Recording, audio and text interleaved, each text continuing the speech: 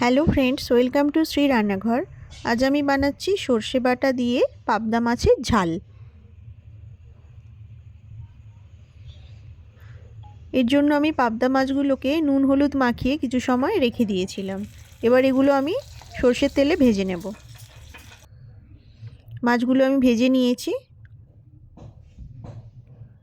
এবার কড়াইতে যে তেলটা ছিল তার মধ্যে আমি কালো জিরে ফোড়ন দিয়ে দিলাম। দিয়ে দিলাম একটা তেজপাতা আর কাঁচা লঙ্কা। এবার দিয়ে দিচ্ছি অল্প করে কোচানো পেঁয়াজ।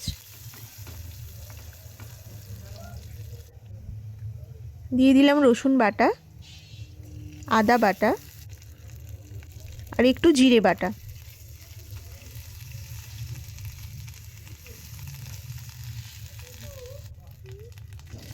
মশলাটা একটু কষানো হয়ে যেতে একটু টমেটো কুচি দিয়ে দিলাম।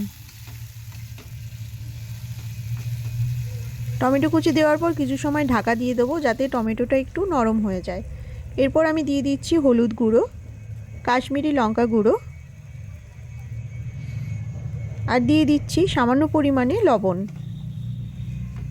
সামান্য একটু জল দিয়ে মশলাটা ভালোভাবে কষিয়ে নেব।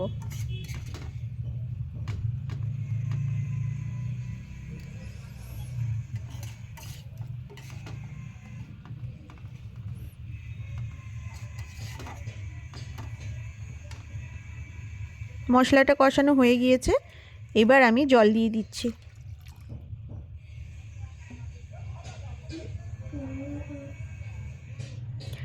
লবণ লাগবে তাই একটু লবণ দিয়ে দিলাম। এবার ঝোলটা ফুটে উঠলে আমি এতে মাছগুলো দিয়ে দেবো। মাছগুলো দেওয়ার পর আমি দিয়ে দেবো সর্ষে বাটা। আমি 1 চামচ মতন সর্ষে আমি বেটে নিয়েছিলাম, সেটা আমি জল সমেত দিয়ে দিয়েছি।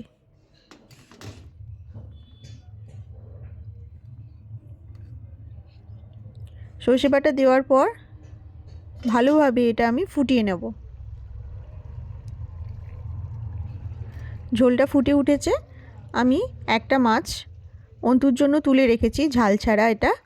এরপর আমি এতে অল্প পরিমাণে কাঁচা লঙ্কা বাটা দিয়ে দিচ্ছি। এটা আমরা খাবো সেই জন্য আমি পরে লঙ্কাটা সবসময় অ্যাড করি।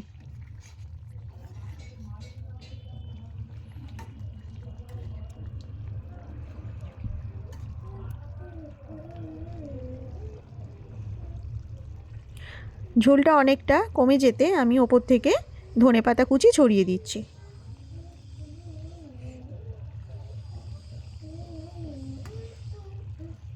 সর্ষে বাটা দিয়ে পাবদা মাছের ঝাল একদম রেডি হয়ে গিয়েছে। এবার আমি এটা একটা বাটির মধ্যে ঢেলে নিচ্ছি। তো বন্ধুরা, রেসিপিটা কেমন লাগলো কমেন্ট করে জানাবেন। ভালো লাগলে প্লিজ আমার চ্যানেলটি সাবস্ক্রাইব করবেন আর পাশে থাকা বেল আইকনটি অবশ্যই প্রেস করে দেবেন। সবাই ভীষণ ভালো থাকবেন। Thank you.